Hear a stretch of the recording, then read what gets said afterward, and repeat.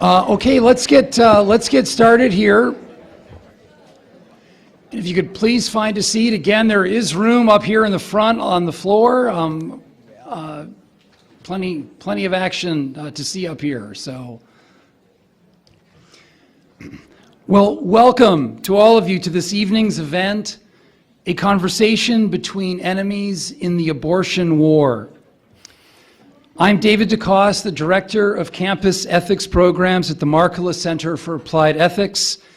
We're very grateful to our co-sponsors for this event, the Women's and Gender Studies program at Santa Clara University, the St. Thomas More Society of the Santa Clara University School of Law, and the Women and Law Club, also of the Santa Clara School of Law. We welcome all of you tonight from on and off campus. And near the start of the school year here at Santa Clara as we are, we especially welcome all first-year students from any of our schools who are with us tonight.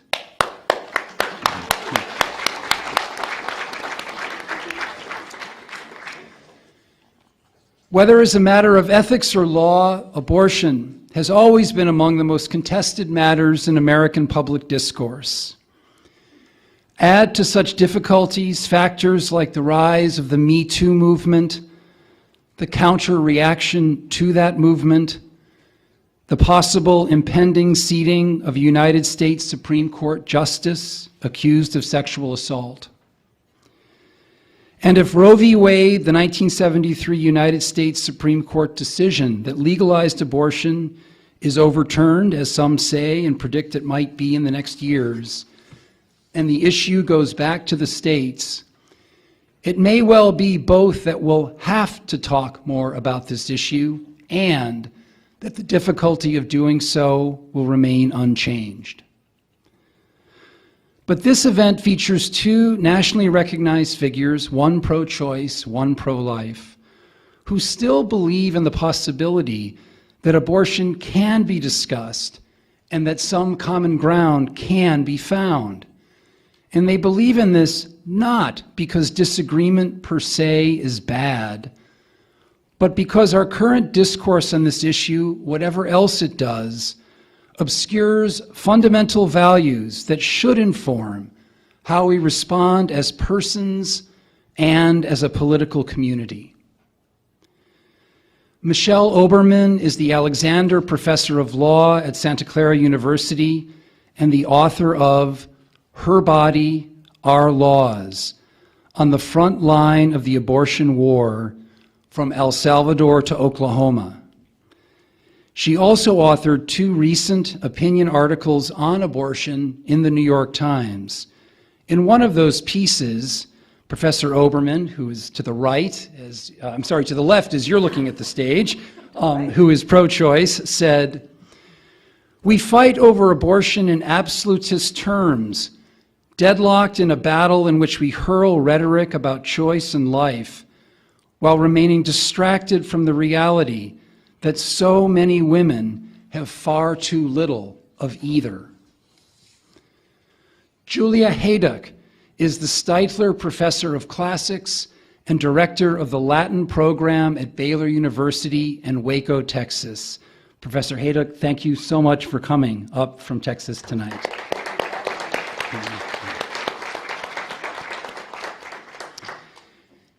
She is the author of, among other things, other works, The Offense of Love, Ovid's Ars Amatoria, Remedia Amoris, and Tristia. She recently published articles on abortion and adoption on the website Public Discourse, and in one of those pieces, Professor Hejduk, who is pro-life, said, "It could be possible to harness the energy of both sides and of many from both left and right political factions toward the preservation of life if the emphasis were on creating positive incentives that would help influence women's choices in such a way as to bring about a broadly recognized good." To say the least, we're deeply grateful to Professors Oberman and Hejduk for being with us this evening to help us through this thicket, and look forward very much to their remarks.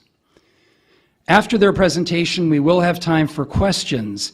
If you wish to ask a question, please do so by writing on the index cards that were placed at your seats, or for those of you elsewhere, pull out a piece of paper, write your question, and put your hand up. And Monica DeLong, Monica, are you out there? Monica or Kathy, could you stand up, please? Monica or Kathy will be walking around the room during the presentation, and put up your hand and they'll take your question and bring it up, and we'll try to pose as many questions as possible to Professor Oberman and Professor Hejduk. Also, if any of you are tweeting this event tonight, we invite you to use the hashtag #abortionwar for your tweets this evening. That ought to get some attention. Also, after the event, if you could please fill out the evaluation forms that are on the tables in front of you, and also please join us in the lobby outside the St. Clara room for some light snacks, which last I saw, I will admit, we're going fast, but we hope there's something left. And in any case, we'd love to continue the conversation with you. That is the main point. So with that, I turn things over to Professor Oberman and Professor Hejduk.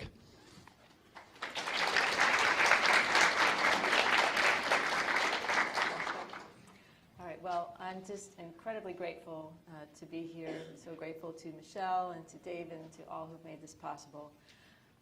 And this being St. Francis Day and this being the St. Clair Room, it seemed an appropriate way to begin this evening would be with the first part of the prayer that's attributed to St. Francis. And we're going to line it, and if you know it and want to join in, please feel free. Lord, make me an instrument of your peace. Where there is hatred, let me sow love. Where there is injury, pardon. Where there is doubt, faith. Where there is despair, hope. Where there is darkness, light. And where there is sadness, joy. And I wanted to start a little bit just explaining a couple of words in the title.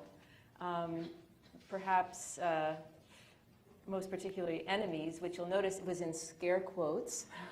I have sort of a penchant for ironic titles. And as I think you will become evident in the course of the evening, the scare quotes are important. My enemy and I are planning a great day of hiking and cooking and stuff tomorrow. The other word that I think is especially important is conversation. And I wanted especially to distinguish between a conversation and a debate.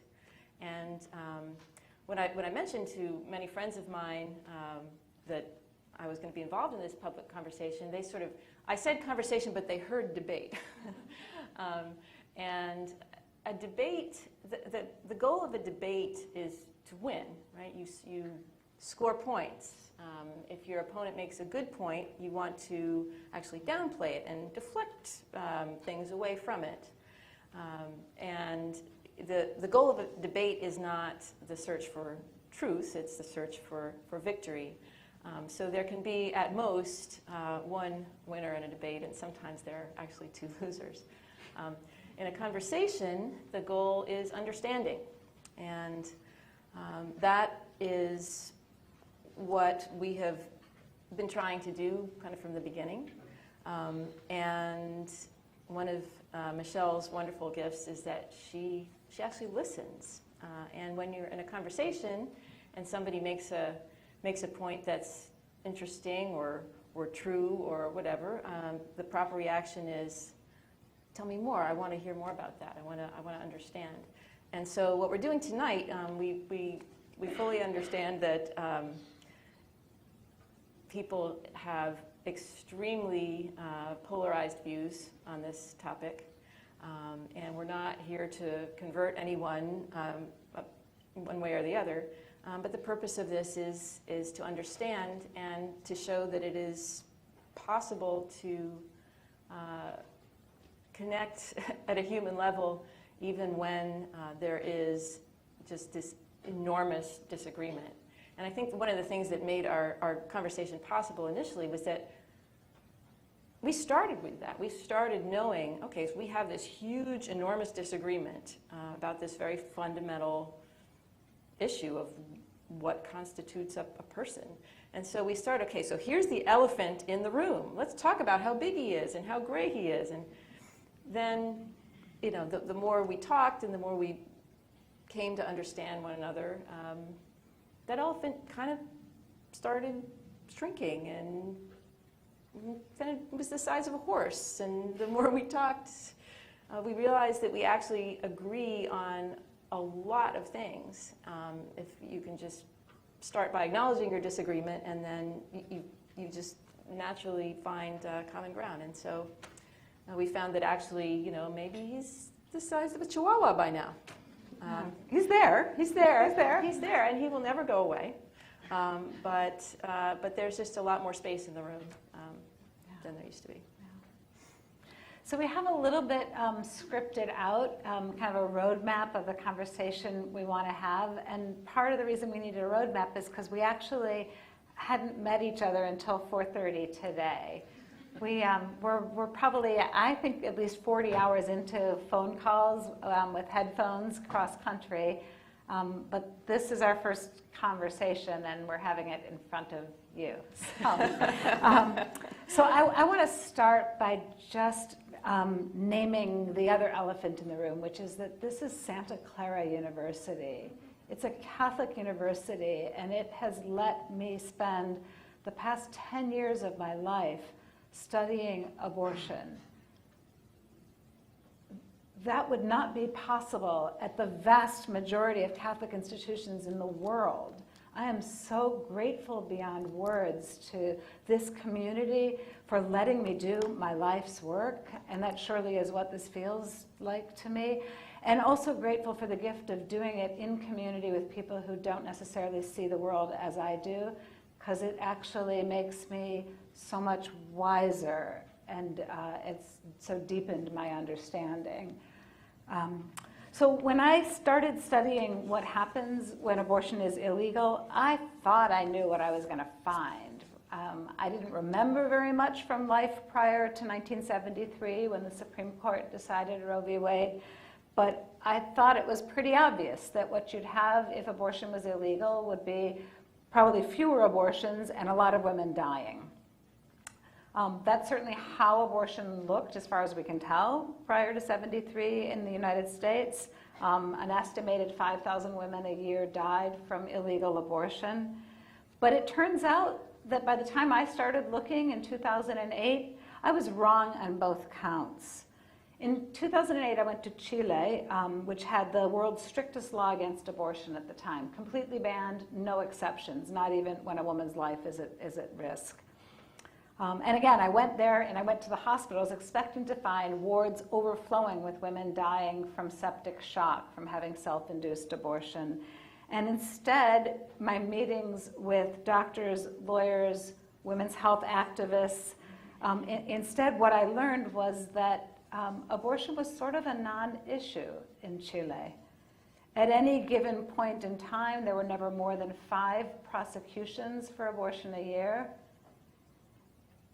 And one of the doctors said to me just point blank, abortion, you can buy abortion drugs anytime you want on the streets of Santiago.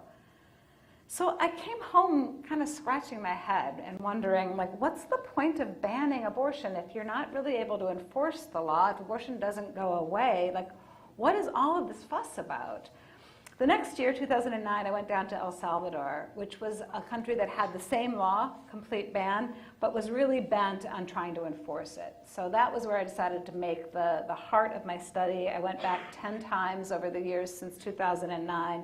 I've met with judges, with prosecutors, with defense lawyers, with priests, with professors, with religious leaders of various stripes, and with many women, including women in prison for the crime of abortion. The bottom line is that abortion doesn't go away when it's illegal. The law is almost impossible to enforce, even in El Salvador, where they're really gearing up. There have been around 120 prosecutions in the 12 years. It's more than 12 years now. In the 18 years that they've had with their criminal law.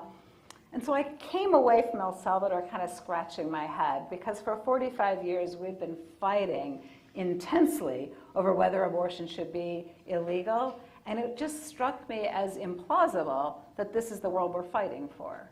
Like that all of this energy, all of this money is going for this strange world where women are still terminating and where the law is impossible to enforce. So I returned to the US, and I was determined to go to a place that was as red in the worlds of like sort of pro-life, red-blue divide, as California. My home is blue.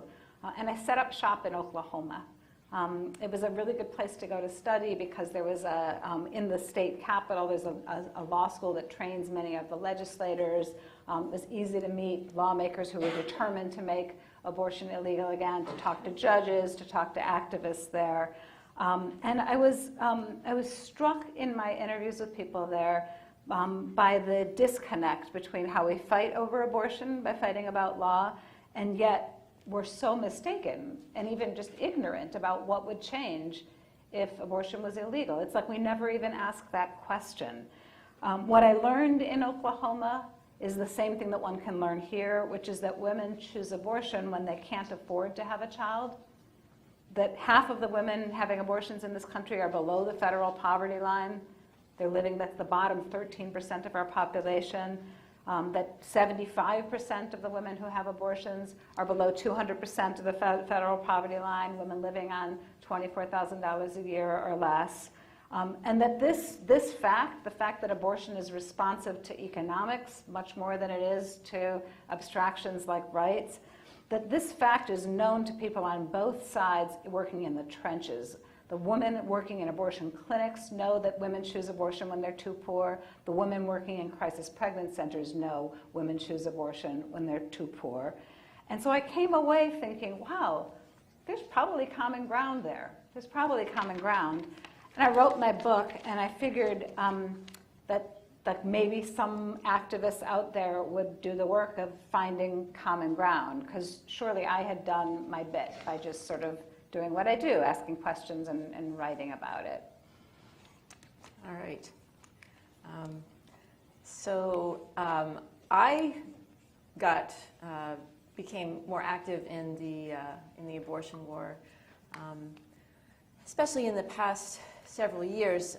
I should perhaps begin by saying that I was definitely pro-choice growing up until my conversion to Christianity at the age of 20, and even for several months after that, I was still pro-choice. And so, since about the age of 21, I've been recognized that the pro-life position is the one that I believe, and it's especially become clear to me in the last several years that abortion is the great moral issue of our time.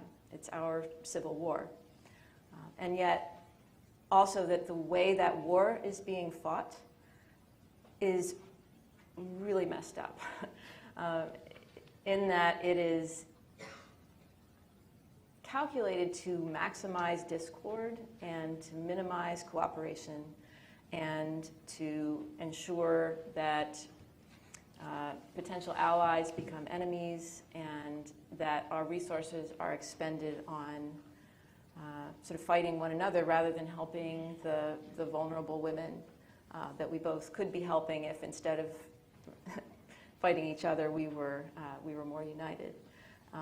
And in particular, I guess for me the two poles to some extent are represented by Mother Teresa, the greatest saint of our era, I think. Just the most beautiful example of pure, radiant holiness and self-emptying love. And her most urgent and insistent message to our country was that abortion is a monstrous evil and the greatest destroyer of peace in our world. On the other hand, my mother, who died a little over 5 years ago, she was the most compassionate person I have ever personally known.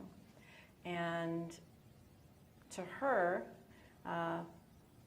the pro-life position seemed to be just piling suffering on suffering, forcing women to endure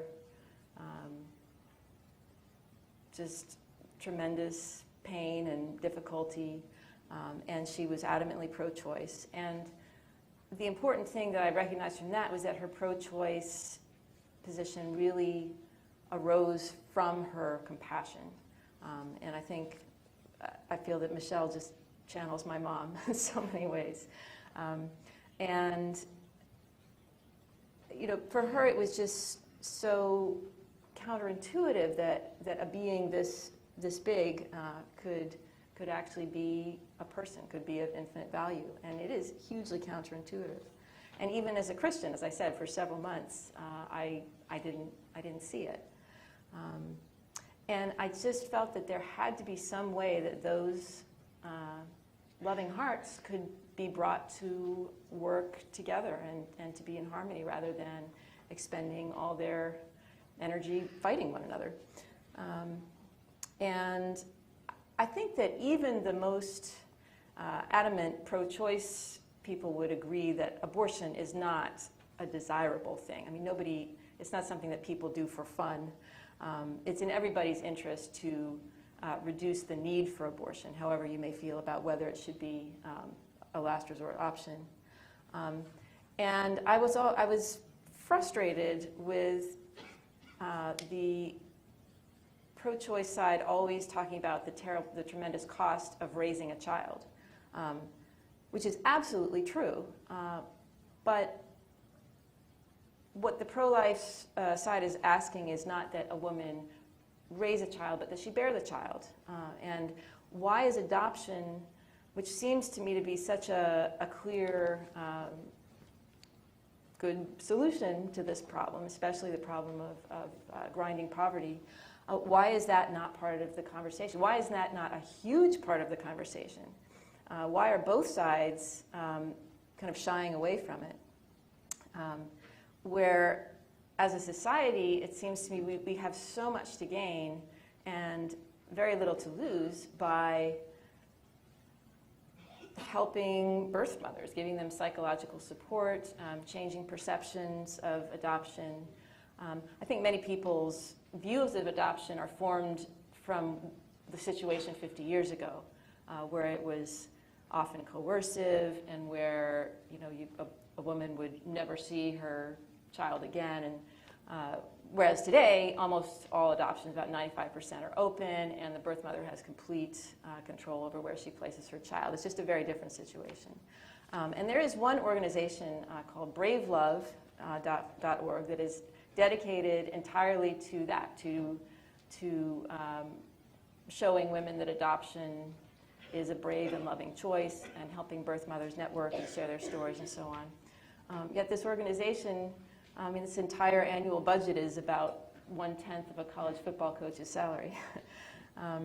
So it seemed to me that was something that progressives and conservatives should be able to come together and agree on. So when I read Michelle's op-ed, her first op-ed entitled "The Women the Abortion War Leaves Out," I just felt that she was calling to me. And I sent her an email, not really expecting to hear back, but then about, 20 minutes later, she wrote back. I'm very good at email. Yeah. It's going to be the thing they say on my tombstone. Right? It's not a virtue. You get nothing else done. Yeah. So Julia's email, she said she wanted to talk, and it was like this really intense mix of emotions that she set off in me, because in writing a book, one often has an ideal reader in mind, and I was trying to write a book that somebody who was pro-life could read. It just felt really important to me that I say something other than just stoking the passions of people who see the world as I did.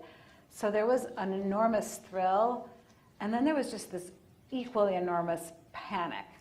Like, I didn't want to be the person having the conversation. How do I talk? Because after all, I'd been listening. I had never been talking. I did not have hard conversations in Oklahoma. I just listened hard. So to actually have to have a conversation, and like David didn't say this, but like she went to Princeton and has a PhD from Harvard. It's not just like having a conversation, it's like having a conversation with the person who can run laps around me. So like the first thing I did was I wrote back and said, so nice, maybe you should read the book, and then we should talk about whether we want to talk. But I did. Thank you. I read the whole book. She read it like in 4 days during the semester. So we calendared our first conversation, and in that first conversation, as Julia said, we started by staking our ground. Before I tell you about the ground we staked out, I want to tell you about how we asked the question, because it wasn't just a, well, what do you think? Should it be legal or illegal? It was a, why do you think it should be illegal or legal? Why do you care about this issue? And just the shift from what to why, I think, made it really clear that I was dealing with a human being and not an enemy. So I don't know. Do you want to start with like the why you think? Should I start with the why I think? Why? I can start. Yeah. Sure. Yeah. So I mean, the pro-life position definitely has the advantage of simplicity, that personhood begins when life begins, at conception. That every member of the human species, every human being, is a person. That the intentional killing of an innocent person is a grave wrong, and that our laws should reflect that. Now, I do want to make one important sort of caveat, which is that when you say the intentional killing of an innocent person, that includes the fact that the killing of that person was your intent. So if the mother's life is in danger, and the purpose of the procedure is to save her life, abortion under those circumstances is morally licit. And there's a very simple test for this, what your intent was. And I think Charles Camosy, who wrote a very good book called Beyond the Abortion Wars, he calls it the PIST test. If you perform the procedure, the baby lives and thrives, and you're pissed, then it was an abortion. If you do the same thing and the baby lives and thrives, and you're thrilled, then it was morally illicit what you were doing. So anyway, I mean, in a sense, that's the position. You don't kill innocent people. Even when the law is disobeyed, it is still a teacher. There are some people who actually do obey the laws just because they're the laws.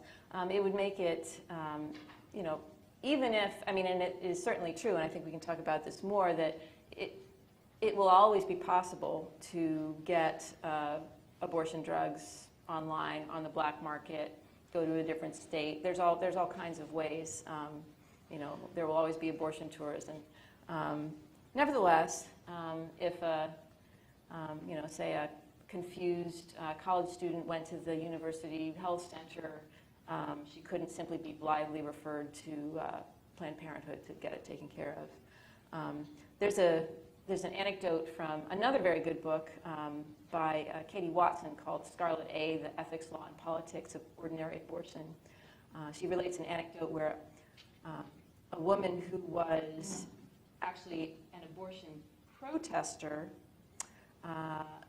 then shows up in an abortion clinic and is clearly extremely upset, talks to the abortion provider, and provider says, are you sure you want to do this? And she says, yes, I do. I know that this is wrong, but because it's legal, I'm weak and I'm going to do it. If this were illegal, I wouldn't be doing it, but I'm weak. And I know to me that was kind of one of the, okay, well, there you go. So do you want to? So I think I'm pretty much at the farthest opposite end of the spectrum in terms of what I think the law ought to be. I think that the state demands under the ways that we have constructed motherhood, demands a level of sacrifice that were they to actually cost it out, they'd do nothing else other than pay women for the cost of what we do for free, which is to raise children. And we do it really well.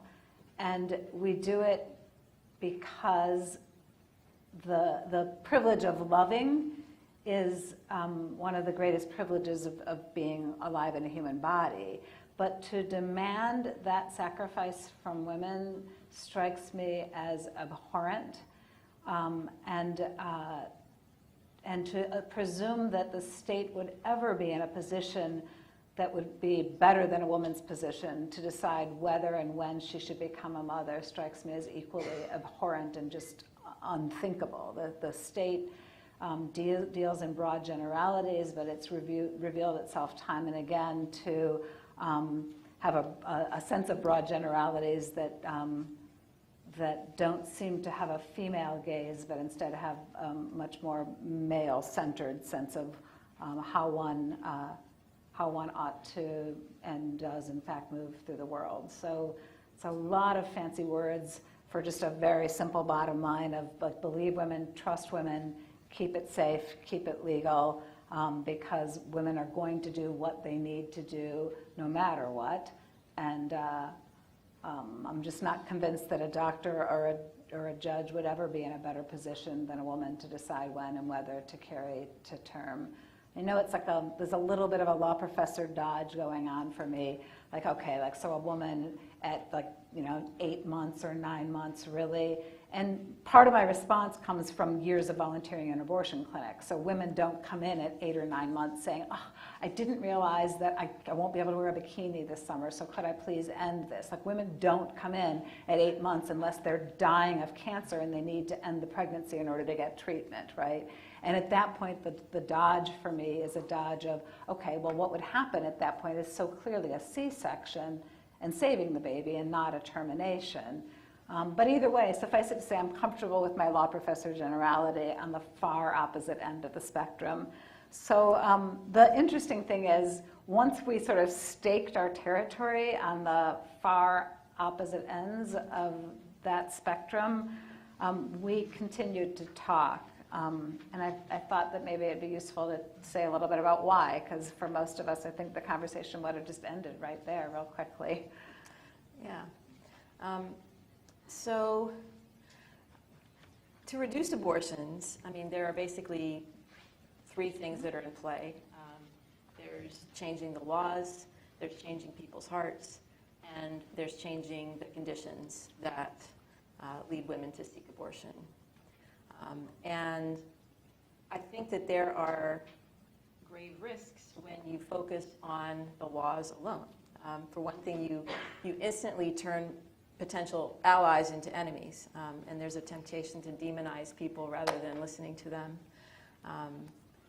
And if we're going to make any progress in actually changing the conditions that lead to abortion, and we can talk maybe a little later about what that might look like, that's going to be something that requires bipartisan cooperation.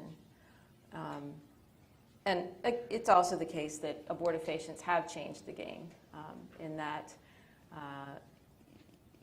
a woman no longer needs to go to a brick and mortar clinic to terminate a pregnancy. That is always going to be, it will always be possible for her to do so. So the analogy that I use is as if we're fighting over, shutting down adult magazines when that's not where people are finding pornography anymore.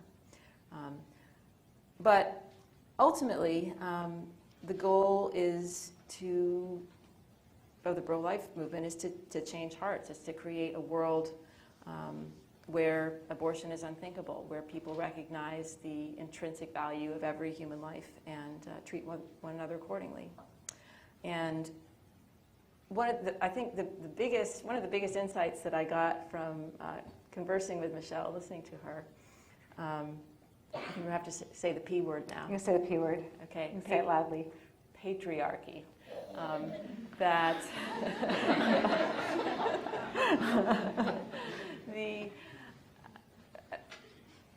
the sort of emotional impetus behind the pro-choice side is the perception of oppressive patriarchy, and that is just such an important part of the way they perceive the world.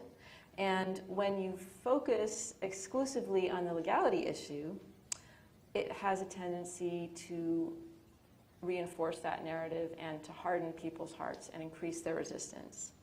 I think that is especially true when the pro-life movement takes a certain kind of person as their champions.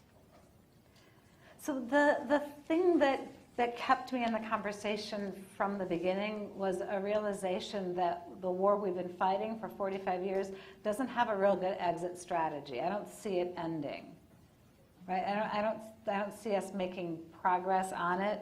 And that reality, in conjunction with the lessons I learned in both El Salvador and in Oklahoma, which is that for really poor women, it's not so much a choice to have an abortion as it is a necessity.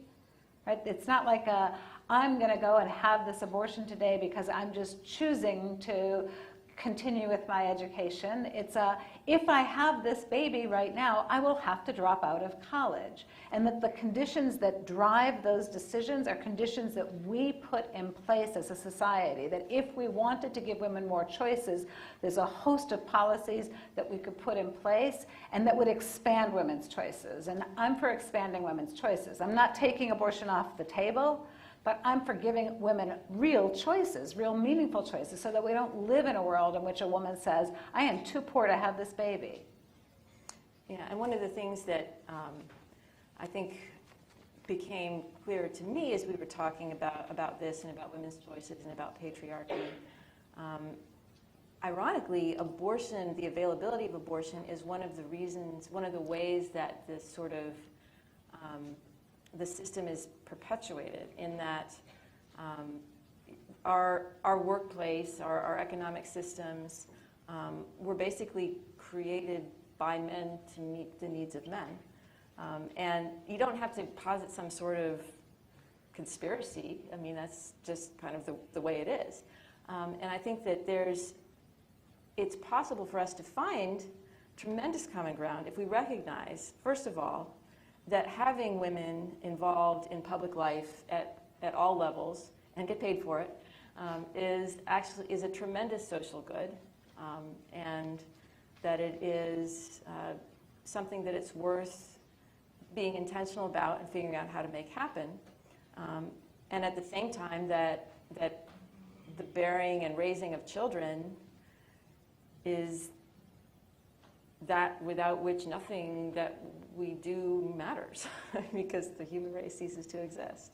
And that finding a way to balance those things, that's the kind of thing that is actually going to require cooperation. Yeah. Another thing important, just to talk about patriarchy for just one more minute. It's her favorite new word. Patriarchy.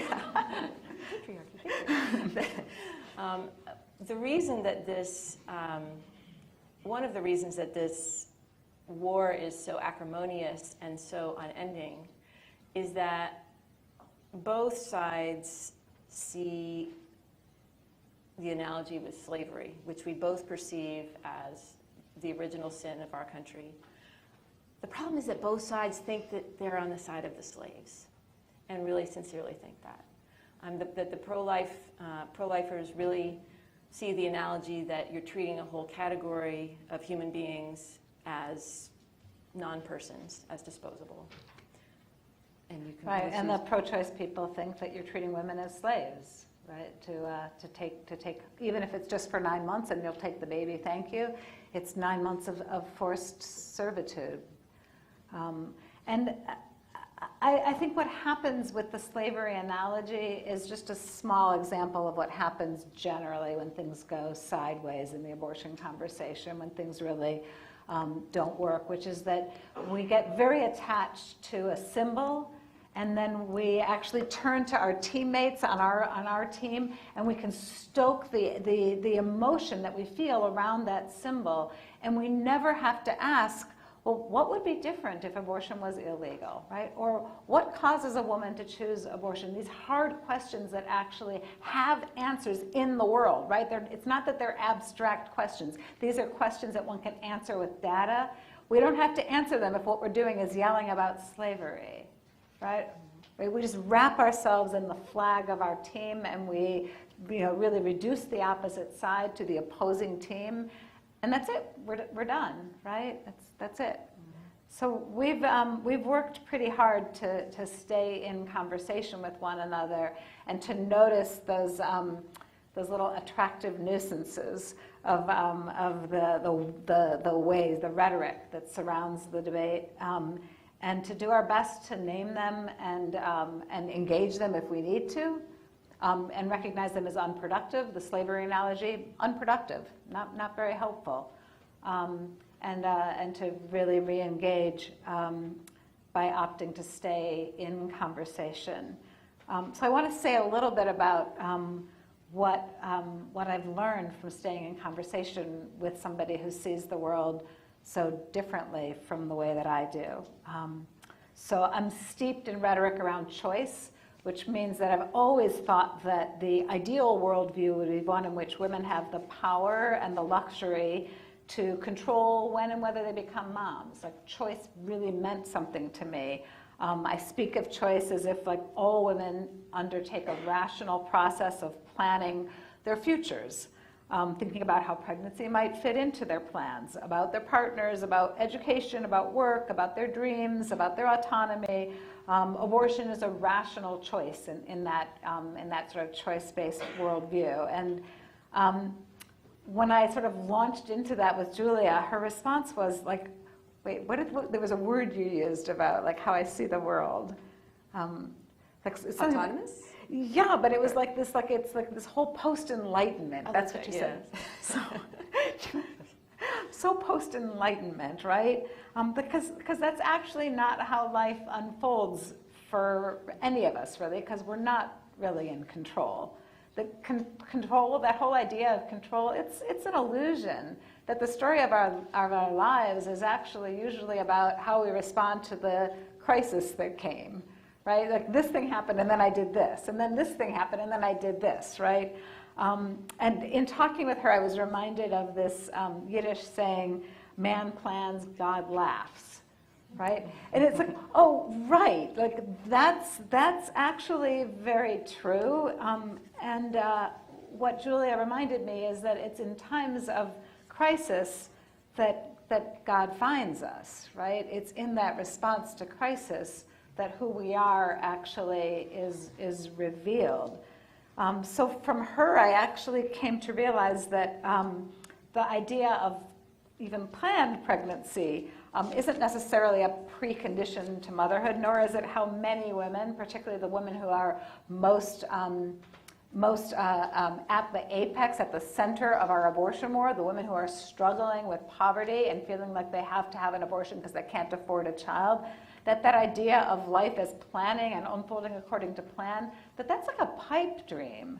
And that, in fact, many women having abortions might choose to have a child if the crisis were otherwise. And that led me to realize that as a feminist, if I want to support other women, giving them an abortion isn't nearly enough. I need to do my best to make other choices feasible.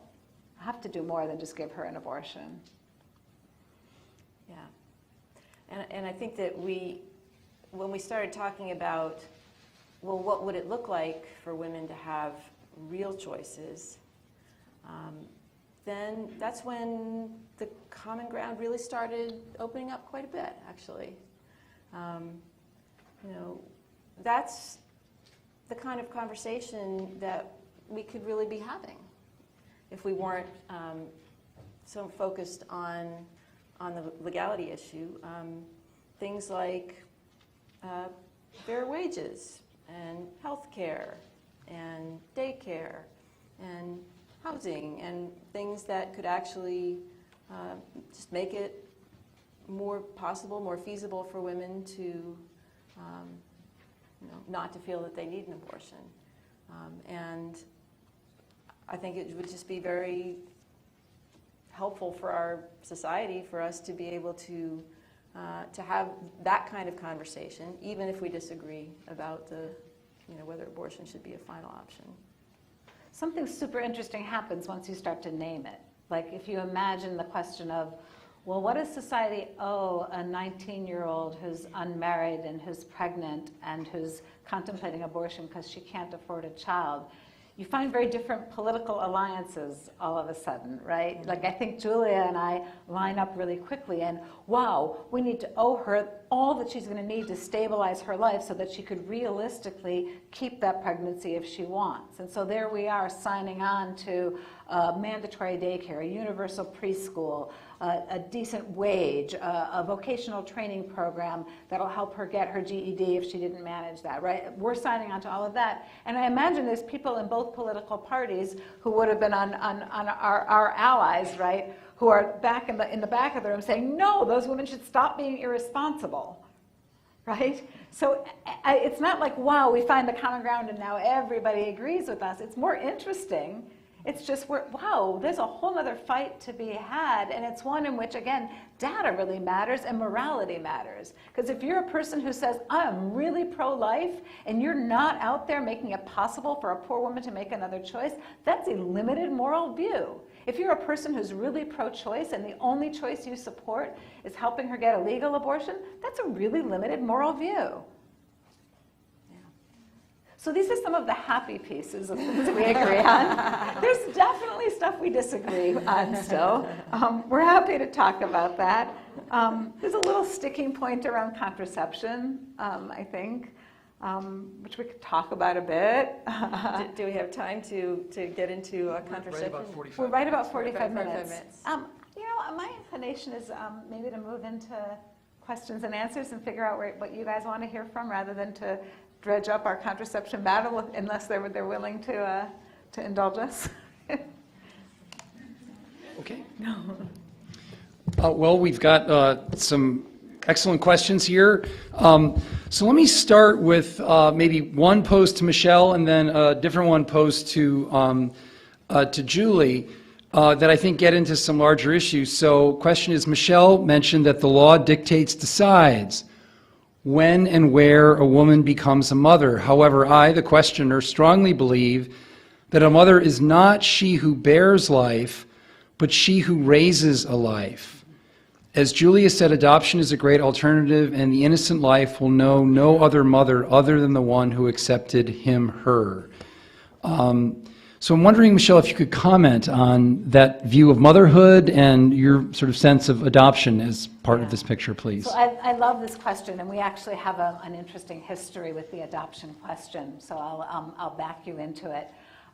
So I've been a bit of an adoption cynic, which grows, again, out of my data-driven understanding that fewer than 5% of women contemplating an unintended pregnancy even consider adoption, that of that 5%, only around 1% actually goes the next step down the road of thinking about it, contacting Catholic Charities or an entity that might be able to support them through the process. And then the statistics are really quite, I suppose, stunning, maybe disheartening if you're thinking that it might be actually a good thing for everybody if women were to place, which is that the overwhelming majority of women who go down the road intending to place change their minds at birth. And so what we're talking about when we think of adoption as the solution is a very, very small percentage of the problem. So small that at some level it seemed like a distraction to me from the larger truth, which is that most women, when faced with an unintended pregnancy, either opt to parent or to terminate. When Julia and I were having, it was back in May, our first sort of big, like, we got to put adoption on the table. We need to deal with why both sides need to embrace and promote adoption. I said to her, okay, but I've never really had a conversation with a woman who's placed. I haven't had the experience of actually sitting with a woman who's placed a child for adoption and talking to her about what the consequences are. I've read articles about the negative mental health consequences in the bad old days when you had closed adoptions and you never saw the baby again, and those stories are harrowing. And since I don't know anybody who's placed more recently in an open adoption situation, it's just really hard for me to wrap my head around whether it's good for the mom, the birth mom, or not. So we sort of had that like back and forth, like, okay, fine. I was on vacation in Chicago at the time. I took a cab to my friend's house, and she was getting married, so we were doing the flowers. I'm sitting doing the flowers with this woman sitting next to me. I'd never met her before. The woman says, "Where are you from?" I say, "I'm from Northern California." "Oh, where in Northern California?" I said, "Palo Alto." She says, "That's where my birth son lives." I'm like, "Your what?" She says, "Oh, I placed my first child for adoption 21 years ago." And for the next 4 hours, I got to interrogate this woman who had actually been a birth mom. And it wasn't 21 years, it was actually more than that, because he's now an adult and she's reunited with him. And there have been these moments like that where Julia will say, "Oh, it's our cheering squad up in the sky. They're cheering for us." And I mean, I still think it's a really small piece of the problem, but I'm less confident that I know the answer to whether it's a good thing or a bad thing for a birth mom, because I actually realize I don't know enough. Anything, Julia? Do you want me to respond to that? Do you wish to respond to that? Yeah, only that, I think that it's, that was a pretty amazing experience. Literally, I hung up the phone 30 minutes later. It's a miracle. But one of the reasons that it is such a small piece, I think, I mean, it could be a bigger piece if we were to, as a society, to be more intentional about educating people about adoption. And I think that you should never take the attitude that, well, because things are this way now, because there is currently a stigma associated with adoption, and women could never, feel they could never do it. Therefore, that's set in stone. I mean, psychology is the kind of thing that you can change. I mean, when you look what happened with smoking, right? 50 years ago, it was everywhere. Now it's nowhere. So. So for Professor Hejduk, we had a number of questions along the lines of this one. What would you say if a woman were raped? Should she be forced to carry the child for 9 months too? What about the psychological implications of doing so? Right, and that's a very important question. And here we have to take very seriously the pro-life position that every human being is a person. And that, I mean, the assumption behind that is that it will somehow be better for the woman if she does not have to carry this child, if she can terminate this pregnancy. That actually just isn't the case. It is never the better option to kill an innocent person.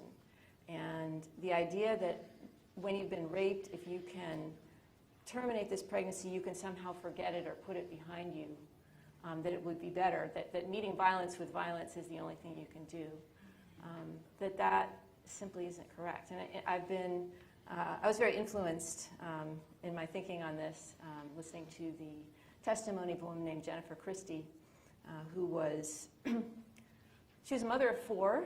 She was on a business trip and was just brutally raped by a total stranger in a hotel room and beaten, had all kinds of continuing health problems, and got pregnant from that. And she chose to bear that child because the child is not responsible for the sins of the parents.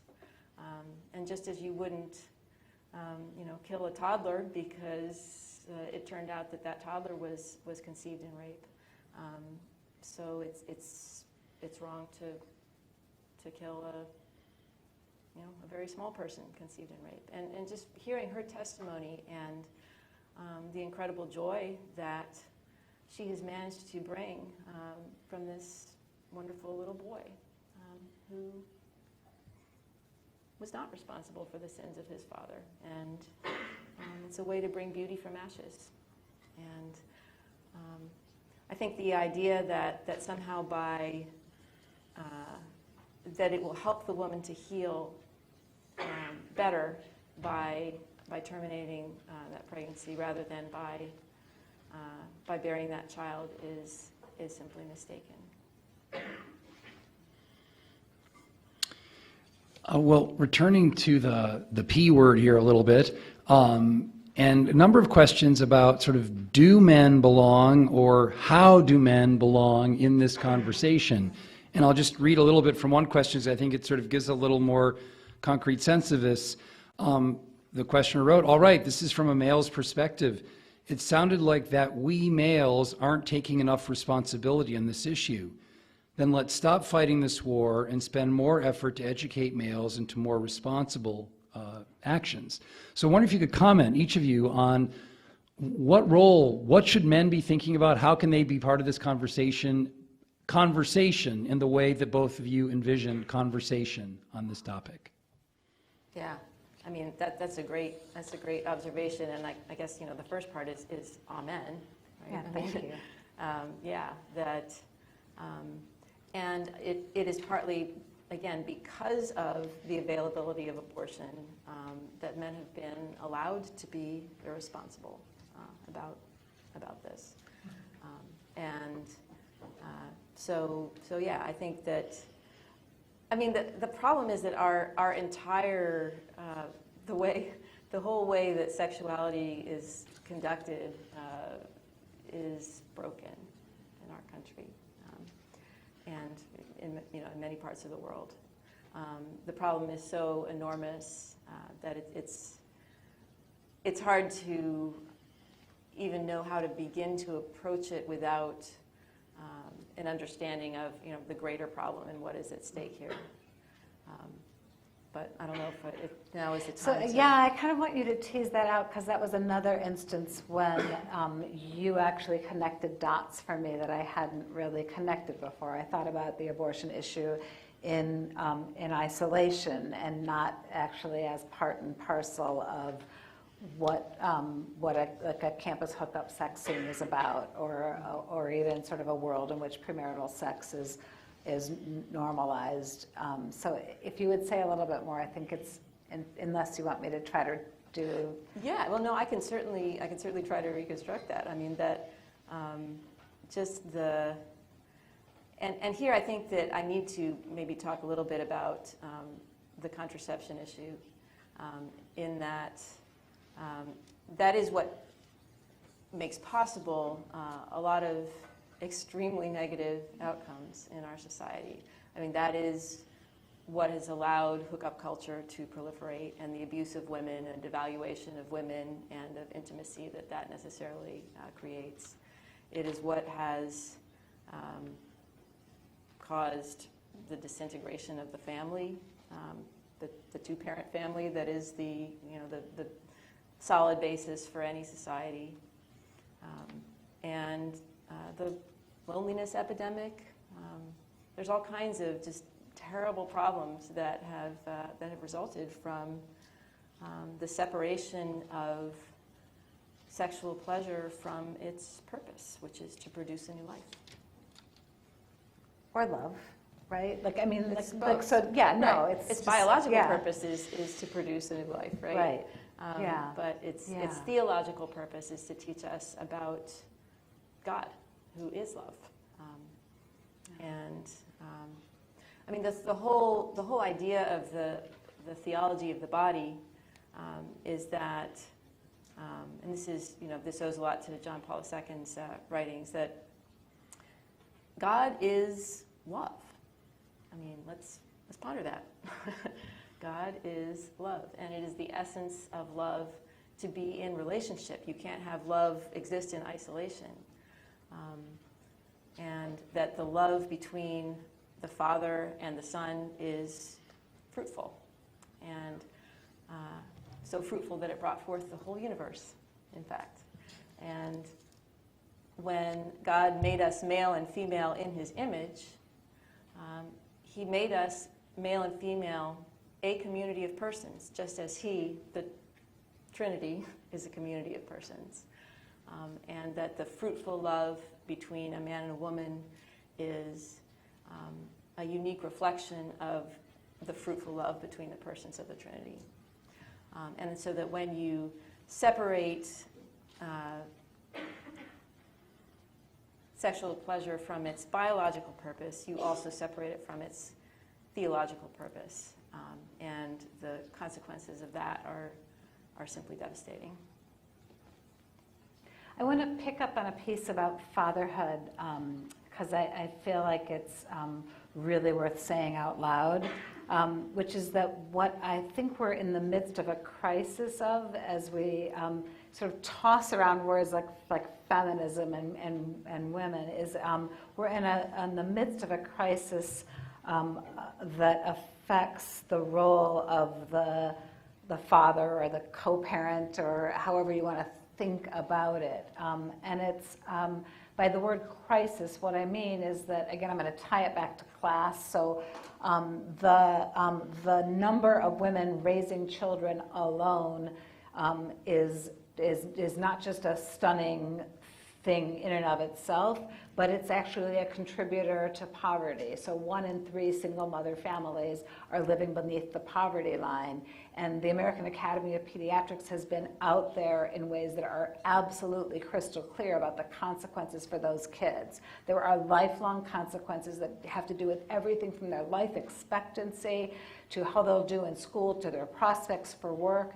And all of that is about not just like single women getting pregnant at a time when they weren't in a stable relationship. It's about the guys that impregnated them opting out, right? And I feel like the need for a reckoning around what men view their roles vis-a-vis, like how men view their roles vis-a-vis women, it's like we're way past due on that. And what's happening even in this moment right now around the Me Too movement is that men are feeling, I imagine, a certain level of anxiety. We saw it in some of the news reports from this week, a level of anxiety that there's sort of a put your hands over your ears and shout sort of anxiety rather than a who are we and how are we going to be in this moment? What is it that a good father, that a good man is meant to do? And I don't think that I can answer that.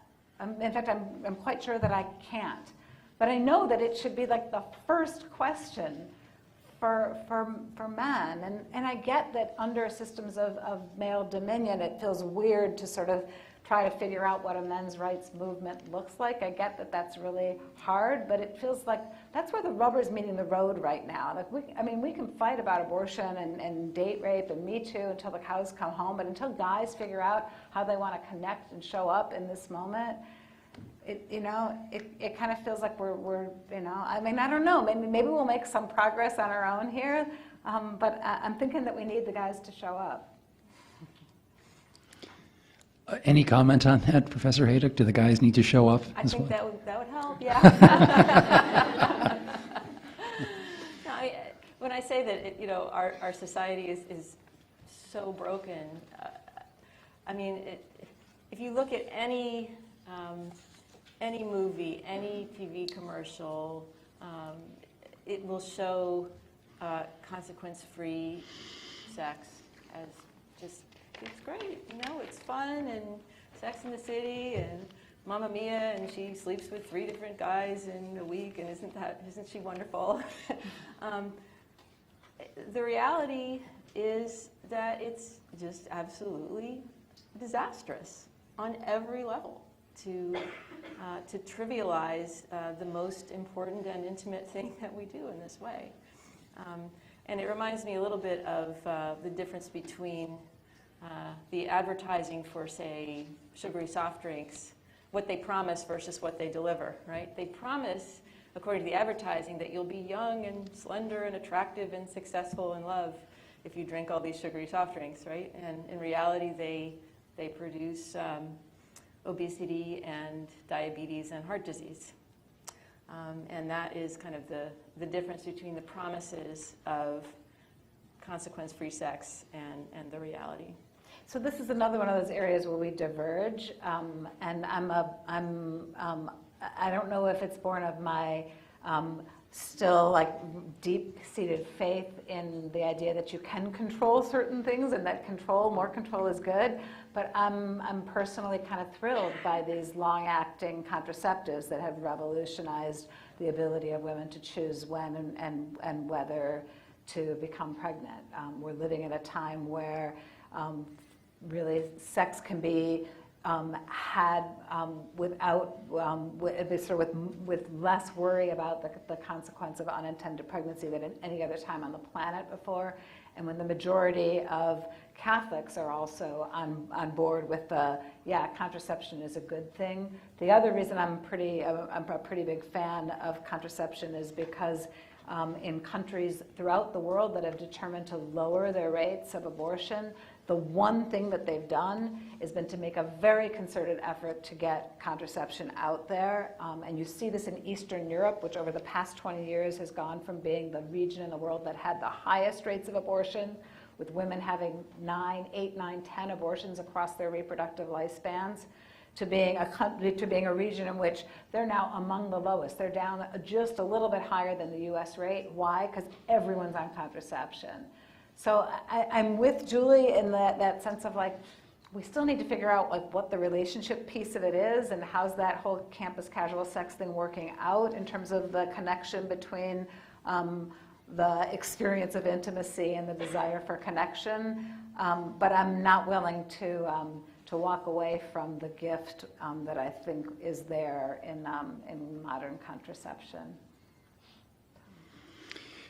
A question here picks up what has come up already, but sort of forecasting ahead, sort of what might happen if Roe v. Wade is overturned. So the particular question is, do you think the American healthcare system is prepared to deal with the number of women who would be carrying unwanted pregnancies to term if Roe v. Wade were to be overturned? I'd like to actually ask if you might expand your answers, each of you, kind of looking ahead, what you think might happen with Roe and what you think the kind of consequences will be for women involved in this matter.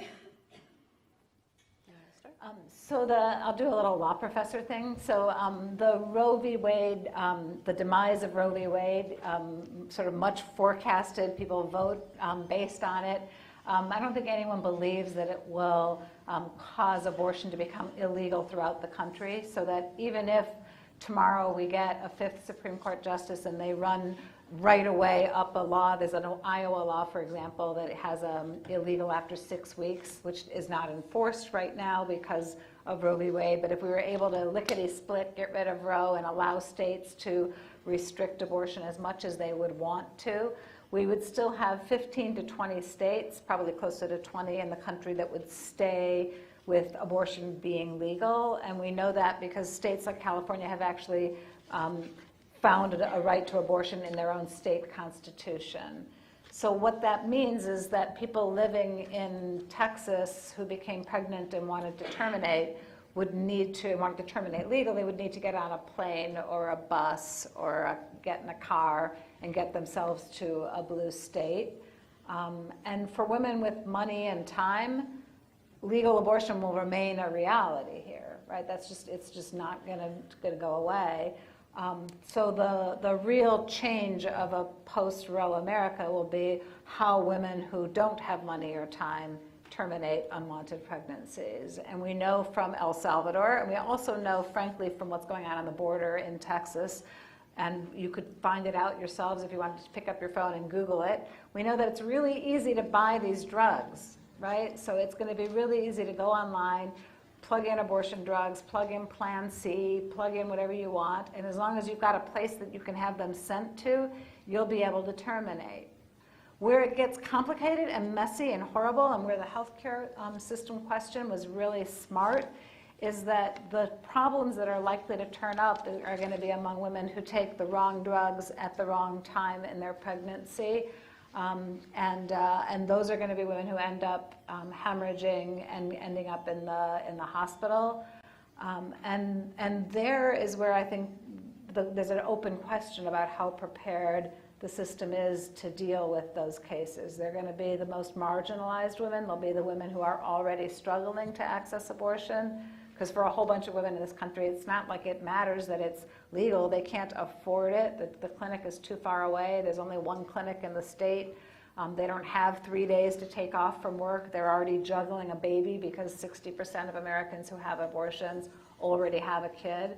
So it's going to be those women who end up in the hospital, and there'll be this, I think, pretty intense reckoning with whether doctors become arms of the state willing to turn them over to police, or whether doctors guard their confidentiality and treat them and send them home. Yeah, well, and I think that I do think it's unlikely that anybody in this country is going to be prosecuted for abortion. It's something that would be hugely counterproductive and is unlikely to happen. I think that, but that absolutely it is. Well, I just think it's super important for our healthcare system to provide good maternity care for everybody, regardless of their circumstances, and that needs to be a priority. That should be something where pro-lifers and progressives and whatever are completely united. Mm-hmm. And so, yeah, I mean that seems to me to be a no-brainer, and it's distressing when what I would consider to be a functionally pro-life policy, like decent maternity care, is sort of taken away at the same time that the restrictions on abortion are put in place. So I think Michelle and I are pretty much in complete agreement on that one. Yeah. Question here that kind of takes us back to, the larger theme of this evening, but the question is the fight between the pro-life and pro-choice sides becoming a political slugfest over scoring brownie points rather than allowing a gradual evolution of health and reproductive rights for all women, regardless of economic, educational, racial, or political affiliation? So this is posed to both of you, and it's sort of like, why is this happening? Why is our discourse so utterly broken on this topic? Why is our world so broken? That's a big question. Yeah, I mean, I think one thing we can acknowledge, though, is that it has become a political slugfest. There's no question that discord is running rampant. I mean, I feel like it's the easier thing to do, and we're all a little bit lazy when it comes to doing an easier thing or a harder thing. The easier thing is actually to just, like, all I need to do is say, go team, right? I've got my team, and all I need to do to be a good person is to say, I'm voting pro-choice. I would never vote for a pro-life candidate, right? That's all that's asked of me, is to just check the box, right? And that's all I ask of my candidates. Right? Like, I ask nothing more of them. And so the slugfest is one in which we're all complicit, right? Because we've stopped asking them to do anything more than just go give us their checkbox. And this is for people who are deeply invested in the issue. And to be sure, there are people who are out there voting for candidates on issues other than that. But like Julia and I are kind of single issue voters at some level. Like we're like thinking about the world as in like what would actually best advance my position. And what's happened is that I think through our conversations we've come to understand our positions as being more nuanced than they're presented to us as being. Like the slugfest presentation is really like, I mean, that's how we do everything these days. It's not just abortion.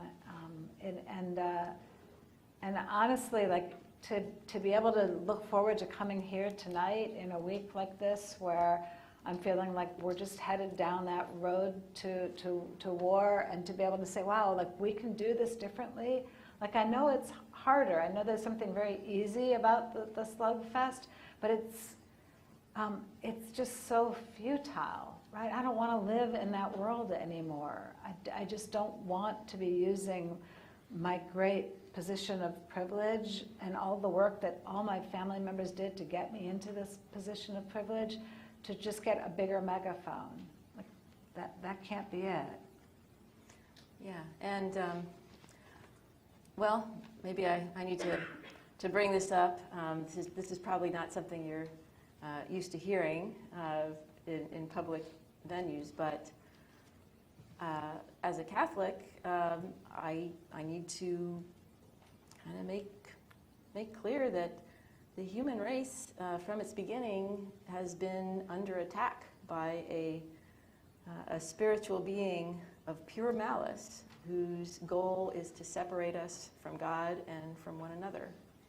And his talking point is that God is a patriarchal bully whose will conflicts with our freedom and happiness, and his strategy is to seduce us with lies that are very close to the truth. And he appears to be having a field day these days. I will say that the only weapon in spiritual warfare that is invincible is humility. See what I mean? Like, right? Like, just to hear that, like, I don't get to hear that in my world of my abortion radicals, right? And it changes the way I think about things. So thanks. And another thing I think to keep in mind, that of all God's lovable qualities, one of his most lovable, in my view, is his sense of irony. He's got great comic timing, and he's always full of surprises.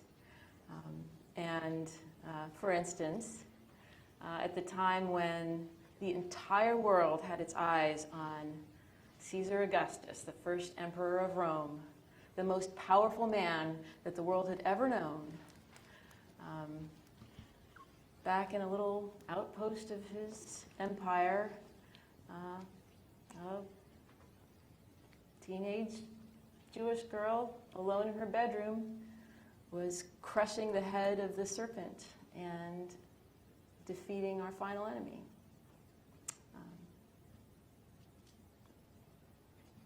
The things that we think are important are not necessarily the things that actually are important. What's been super interesting to me as a Jew talking to Julia is when things get quiet enough between us, I'm able to actually, and I don't know if it actually irritates you or like you're indifferent to it, but like she'll talk about Satan, and rather than occasioning a sense of like, whoa, Satan, really? Or even I don't really believe in Satan. Like, what I hear is the message beneath her words, which is very familiar to me. I hear in the language of a Jew, you talk about the the inclination toward evil and the inclination toward good. And I think about how tempting the inclination toward evil is, because it is just so easy, right? Like, there's just the impulse, whether it's like, when I come home and I want to eat the caramel corn rather than chopping up my vegetables for dinner, or whether it's on this massive scale of what's tempting to do today. It's like, I want to sign this petition about blah, blah, blah, right? Or do I want to actually try to have a conversation across an aisle? And so the options available to me become bigger because of our conversation. Mm-hmm. And one of the things that I love about Michelle is that she's willing to listen, and she's actually kind of intrigued when I start talking about these things. Another important thing that we have talked about a little bit, where I think we actually agree, is God does not see as we do. God works, his base is infinity math. The reconciliation of a single soul to God through grace is a greater good than the entire created universe. He also works in terms of just absolutely mind-boggling paradoxes, that the very best thing that ever happened was the murder by torture of a completely innocent man while his mother looked on, and that the deepest happiness that we can achieve as human beings comes not from avoiding suffering, but from entering into it and joining it with theirs. Kind of throws a monkey wrench in utilitarianism. Yeah. And that Christianity is grounded in historical truth, that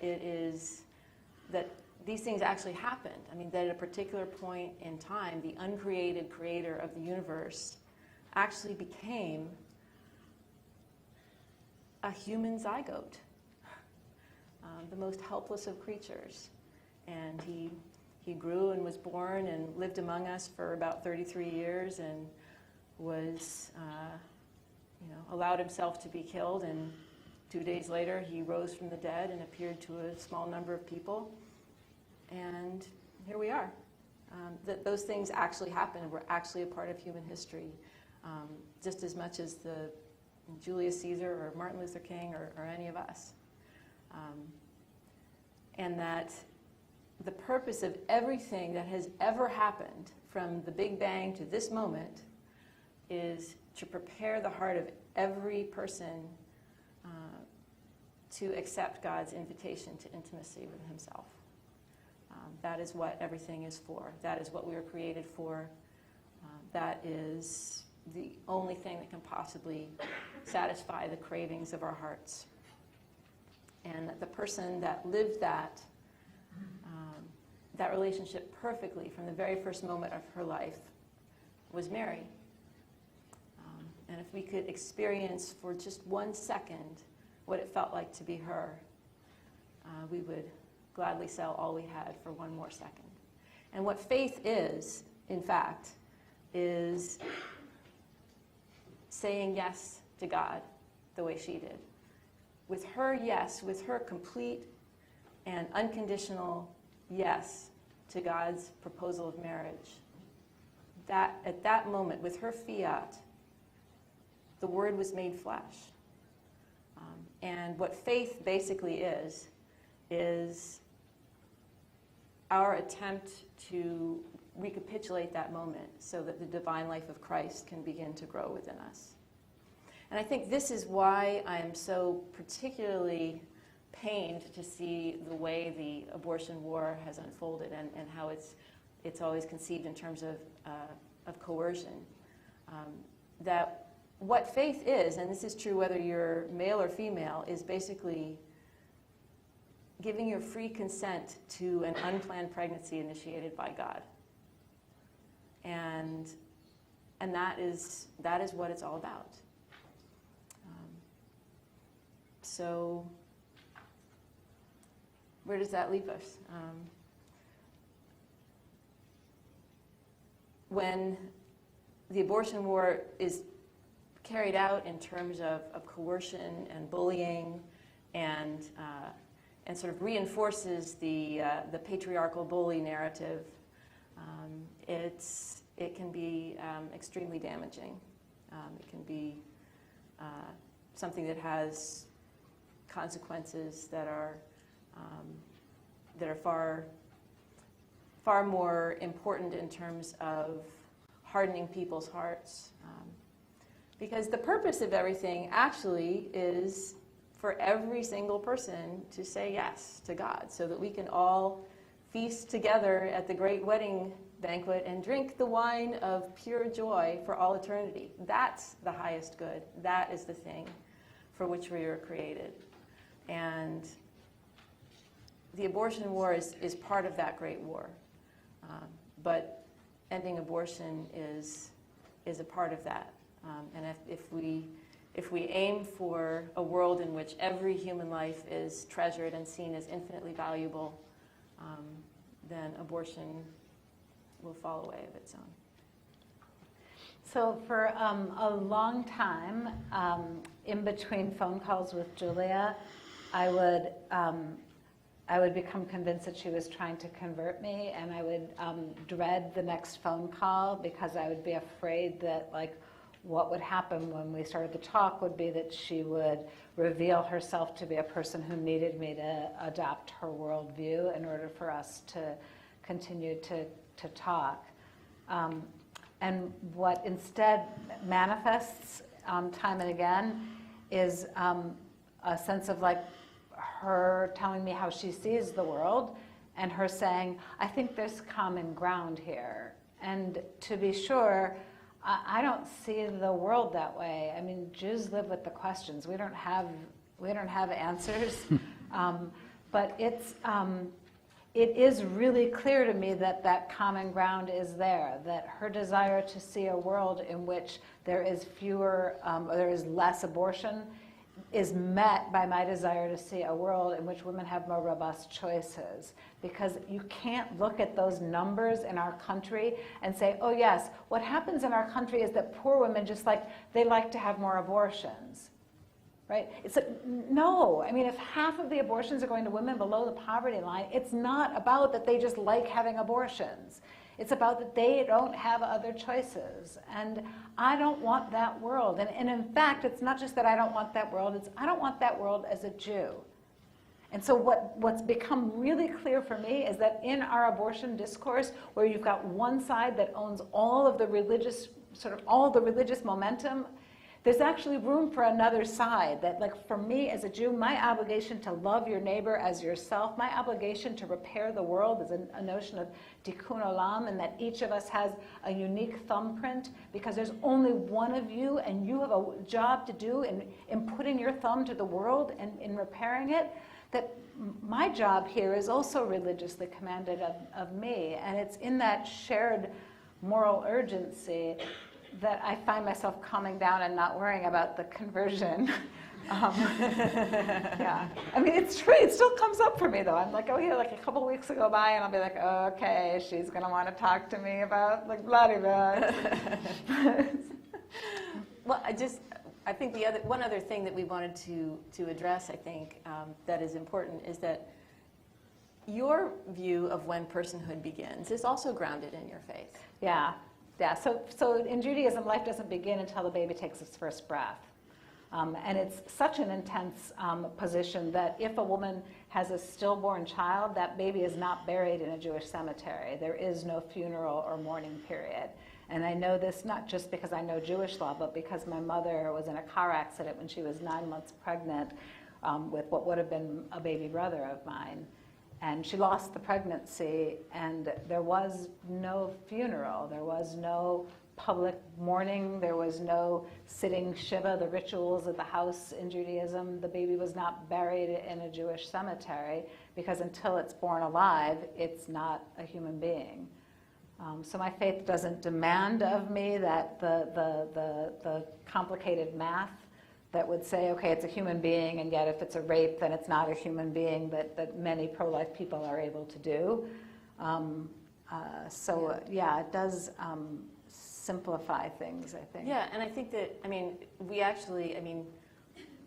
her position, although obviously I don't agree with it, I find it to be scripturally grounded because God breathed the breath of life into Adam, right? It's philosophically robust.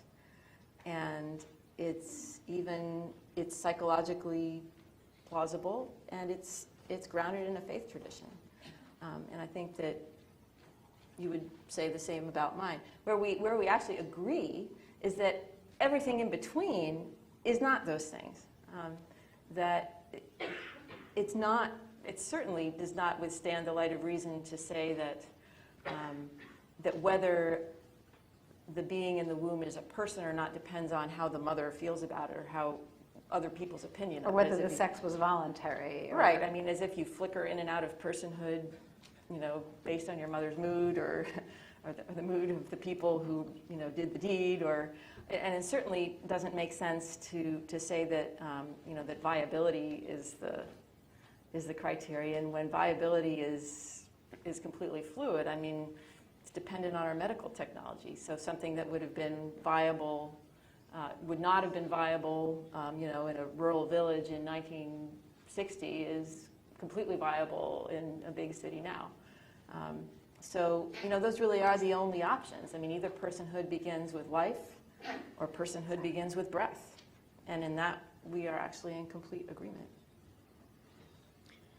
Well, may this conversation go on and all. And I'm thinking in closing tonight, our time is very regrettably up, but what comes to mind is, in a sense, the way that Professor Oberman and Professor Hejduk got us started, the prayer of St. Francis and the line, "Where there is despair, let us bring hope." And you have certainly brought hope to us tonight about how we might engage in this conversation. So thank you both so much, and please join me in thanking Professor Oberman and Professor Hejduk.